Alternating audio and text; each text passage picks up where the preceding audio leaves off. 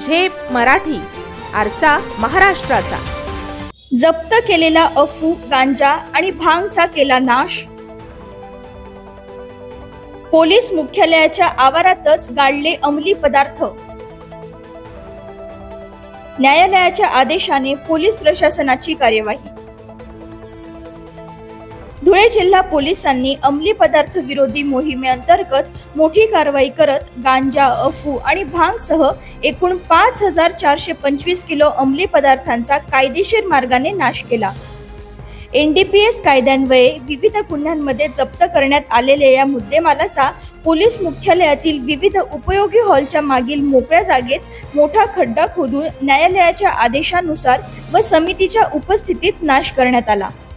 या कारवाईत 2200 किलो गांजा, 125 किलो अफू आणि 3100 किलो भांग अशा एकूण 5425 किलो अंमली पदार्थांचा समावेश होता। प्रथम या सर्व अंमली पदार्थांवर रासायनिक प्रक्रिया करून ते निष्क्रिय करण्यात आले। त्यानंतर भला मोठा खड्डा खोदून JCBच्या सहाय्याने ते पदार्थ त्यात टाकण्यात आले व जमिनीत गाडण्यात आले।